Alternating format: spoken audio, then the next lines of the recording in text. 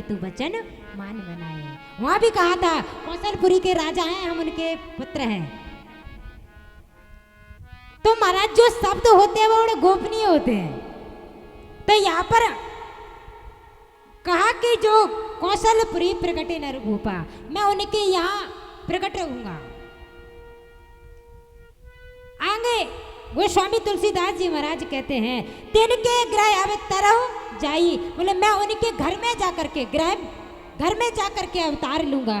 रघुकुल तिलक सुचारऊ भाई, बोले अकेला नहीं, मैं अपने 4 अंशों के साथ जाऊंगा। अकेला नहीं, मैं 4 अंशों के साथ में अवतार लूंगा। मेरे वहां पर 4 जो अंश हैं वो मेरे भाई के रूप में होंगे, चारों भाइयों के रूप में हम अवतरित होंगे। नारद बचन सत सब करहूं, परम शक्ति समेत अवतरहूं। महाराज एक बात बताइए, यहाँ पर गोस्वामी तुलसीदास जी महाराज कहते हैं नारद बचन सत्य सब करहूं। बोले नारद जी के वचन कौन से थे, या नारद जी को भगवान विष्णु ने कौन सा वचन दिया था, किस वचन की बात कर रहे हैं। माँ पार्वती जो है बोले बाबा से प्रश्न करती हैं कि भगवान देवों के देव महादेव एक बात बताइए, ये नारद जी की कौन सी कहानी है, नारद जी को भगवान ने कौन सा वरदान दिया था, कौन सा वचन दिया था।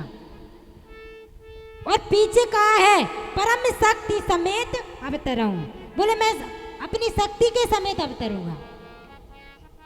तो महाराज यहाँ पर भोले बाबा कहते हैं कि देवी पार्वती ये बहुत लंबी कहानी है। बोले कौन सी है, बोले ये कथा यहाँ पर नारद मोह की कथा आती है, आपने सुनी होगी उसको। नारद जी को मोह हो गया था और नारद जी का मोह भंग करने के लिए भगवान ने लीला रची थी। कौन सी, बोले भगवान विष्णु ने नारद जी को बंदर का रूप दे दिया था, मरकट का रूप। किसके लिए, बोले एक बार नारद जी को मोह हो गया था, घमंड हो गया था। वो कैसा घमंड, बोले इस ब्रह्मांड में हम जैसा तपस्वी भक्ति नारी कोई नहीं है, हम जैसा साधु संत कोई नहीं है। और जब ये अहंकार देखा तो भोले बाबा के पास गए सबसे पहले, क्योंकि महाराज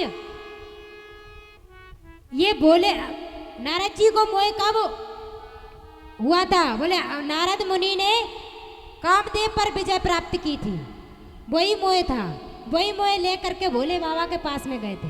भोले बाबा से कहा प्रभु हमारी तरह विजेता इस सृष्टि में कोई नहीं है। बोले क्यों, बोले जिसने कामदेव को पराजित कर दिया उसने सारे ब्रह्मांड को पराजित कर दिया, धन्य हो। अब तो महाराज नारद मुनि वहां पर भोले बाबा ने समझ गए कि नारद मुनि को घमंड हो गया है। और भाई एक साधु को जब अहंकार हो जाए तो बहुत सोचनीय बात है। ये सोचकर भोले बाबा ने कहा कि नारद मुनि ये जो बात आपने हमसे कह दी है कृपया करके कहीं और मत चलाना। हमने मान लिया आप बड़े हो, आप विजेता हो, ये भी मान लिया, पर ये बात आप कहीं और मत चलाना, नहीं तो आपकी हंसी हो जाएगी। बोले इतने बलशाली, इतने पराक्रमी, और इनकी किस तरीके से हो जाएगी हंसी। नारद मुनि को कई बार समझाया पर नहीं माने। नारद मुनि बीड़ा बजाते हुए हरगोविंद गाते हुए जहां से निकलते हैं अपनी बलशाली का प्रमाण देते हुए सब जगह से निकलते जा रहे हैं। जहाँ जहाँ से जाते हैं सबको यही कहते हैं हमने ऐसा कर दिया, हम जैसा कोई विजेता नहीं है, हमने देखो कामदेव पर विजय पाली है। अब इस सृष्टि में कोई नहीं है जो कामदेव पर विजय प्राप्त कर पाए। महाराज ये अभिलाषा लेकर के नारद मुनि बीड़ा बजाते हुए क्षीर सागर में पहुंच गए। और जब भगवान विष्णु ने ये दशा देखी अपने भक्त की, तो भगवान विष्णु ने मणि मंदिर में सोचा कि अगर मैंने आज नारद मुनि का मोह भंग नहीं किया तो इस सृष्टि के जितने भी साधु संत हैं उन पर इनका गलत असर हो जाएगा। और सबसे पहले बड़ी बात तो ये है कि साधु संतों का भाव होता है सरल, और अगर जिसके अंदर कपट, छल, अहंकार, अहिंसा, अगर ये सब गुण हो तो वो साधु संत नहीं हो सकते। क्यों? क्योंकि साधु संतों का हृदय तो मोम की तरह होता है, दिखने में कठोर है पर अंदर से मोम है। जैसे आपने देखा होगा, ऊपर से नारियल कठोर दिखता है पर अंदर जब देखते हैं तो जो उसका फल होता है वो कितना मुलायम होता है। इस तरीके से भगवान विष्णु ने सोचा कि अगर हमने नारद को अभी बढ़ावा दे दिया तो ये आगे चलकर बहुत खतरनाक हो जाएगा, इसका पतन यही होना चाहिए। बोले आप कहा नारद मुनि ये आपको शोभा नहीं देता है। बोले महाराज हम विजेता, बोले कामदेव पर विजय प्राप्त की है, बहुत अच्छी बात है। विष्णु भगवान ने कहा तो बोले भगवान अब तो एक काम करो। बोले कौन सा? बोले जब हम रास्ते में आ रहे थे तो हमने एक सुंदर वन देखा था और वन के देखते देखते वो सुंदर महल बन गए। कौन सी? बोले माया नगरी, जिसका नाम था माया नगरी। और महाराज वो माया नगरी कोई और नहीं थी, भगवान विष्णु का, नारद मुनि का जो अहंकार था उसे पतन करने के लिए माया का बिछाया हुआ जाल था। क्योंकि जब भगवान मनुष्य के अंदर से माया का पतन, लालच, मोह, अहंकार, कपट, छल, इनका अगर पतन करना है तो सबसे पहले उसे कठोर माया में फंसाते हैं। और अगर उस माया से निकल जाए तो उसकी मुक्ति निश्चित है, और अगर उस माया से ना निकल पाए तो उसकी दुर्गति निश्चित है। ये बात केवल नारद मुनि की नहीं है, ये कली काल के प्राणियों की भी यही गति है। क्यों? क्योंकि जीव जब इस धरातल पर आता है तो माया जकड़ लेती है, और माया जब जकड़ती है तो कब छोड़ती है? जब अंतिम सांस आता है। और महाराज जब अंतिम सांस आता है तो आज के प्राणी तो वो भी नहीं छोड़ते हैं, कहते हैं अंतिम सांस में भगवान का चिंतन होना चाहिए, पर आज के प्राणी जो हैं वो अपने परिवार का चिंतन करते हैं। भूमि गिराजन डावर पानी तस् जीव माया लिपटाने।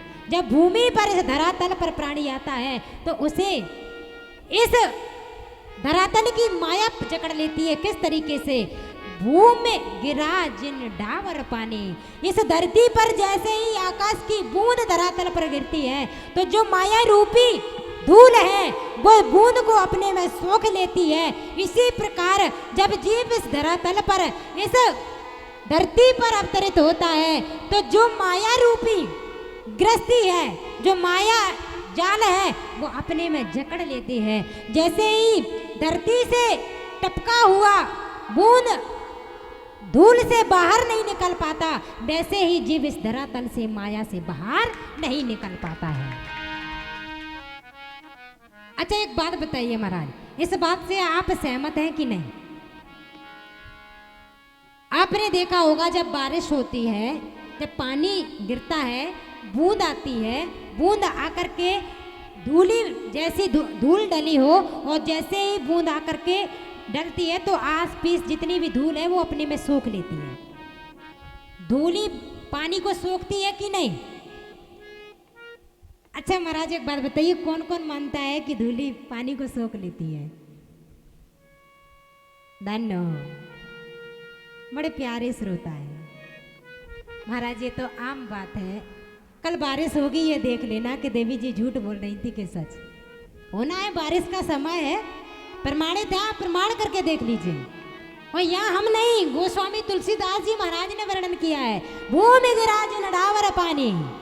भूमि से जैसे बूंद गिरती है और बूंद गिर करके जैसे ही धूल में प्रभावित होती है, वो धूल रूपी माया अपने में जकड़ लेती है, वैसे ही इस धरातल पर जीव आता है तो जीव को भी वैसे ही वो माया अपने में जकड़ लेती है। और जब जकड़ती है तो आपने देखा होगा कि बच्चा जैसे इस धरातल पर अवतरित होता है तो भगवान से गर्भ स्थल में कहकर आया था कि भगवान एक बार पार कर दो इस नरक से। इस नरक से आप जैसे ही पार करोगे उस धरती पर जाकर के आठों याम भजन करूंगा। और जैसे ही धरती पर आता है माया जकड़ लेती है तो उसके मुखारबिंद से एक ही शब्द निकलता है, कौन और कहां। आपने देखा होगा बच्चा जब पहली बार रुदन करता है तो केवल एक ही शब्द निकलता है, उसके स्वर में एक ही शब्द छिपा होता है, कौन और कहाँ। भगवान अब तो मैं पार हो गया हूँ, देखा जाएगा। होता है कि नहीं। फिर तो महाराज स्कूल भेजना है, खेल कूद में दादाजी के साथ खेलना भी है, मामा जी के इधर जाना है। थोड़े कम इधर गलत संगत में थे तो मामा जी के इधर जाना संगत में पड़ गए। ऐसे ही बचपन बीत गया, भजन नहीं हुआ, जवानी आ गई, गृहस्थी में पड़ गए, भजन नहीं हुआ। और जब चौथेपन में आ गए, सब पुत्र अपने पुत्र कर्तव्य से पूर्ण हो गए, पुत्र पदवी दे दी, पुत्र ने कार्यभार संभाल लिया, फिर भी महाराज भजन नहीं हुआ। गाय भैंसों में चले गए खेतों पर, वहां पे भी भजन नहीं हुआ।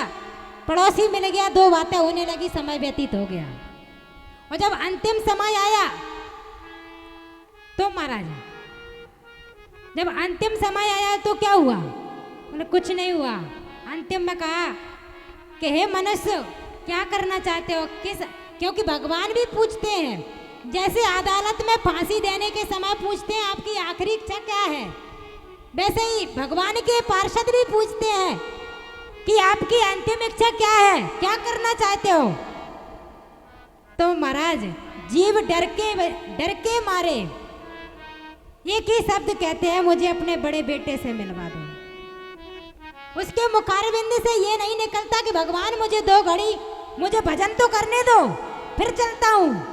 लास्ट बात कहता है, भगवान अभी चलता हूँ, बस 2 क्षण मुझे अपने बड़े बेटे को देख लेने दो। मैंने जो बैंक में इकट्ठा पूंजी किया है बस उसके बारे में बता देने दो, फिर चलता हूँ। आप मुझे नरक में भी पटक देना, कोई परेशानी नहीं। और अगर मैं चला गया, मेरे बड़े बेटे को पता पड़ा छोटे ने सब कुछ ले लिया, बड़े को कुछ नहीं मिला, तो इसमें भेदभाव में मुझे गालियां पड़ेंगी। महाराज बाद में ले चलना, पहले मुझे हिसाब कर लेने दो। ये आज की स्थिति है। आपने देखा होगा जब हमारे बुजुर्ग जाते हैं तो सबसे पहले कहते हैं बेटा इधर आओ। वो बड़ी बिटिया ससुराल से नहीं आ पाई है, उसको ये दे देना, उसको ये दे देना। ये नहीं कहते कि मेरे मुखारबिंद में 2 शब्द गंगा जल के बोल दो, या गंगा जल डाल दो, या 2 पत्ते तुलसी दल के डाल दो, ये नहीं। अगर महाराज आप सभी की अनुमति हो तो छोटे से भजन के माध्यम से हम इस भाव को अच्छे से समझा सकते हैं। सभी लोग बड़े भाव से सुनिए। भजन कर, ये हम तो सुनाएंगे, पर ये आज के जितने भी क्षण हमारे और आपके बीते हैं, इन 3 घंटे में आप कुछ मत, इस चौपाइयों का रस लेकर मत जाना। अगर आपने उनमें से उस भजन की अगर 2 पंक्तियों में से अगर एक शब्द अपना लिया तो ये रामायण का सार आपको प्राप्त हो जाएगा।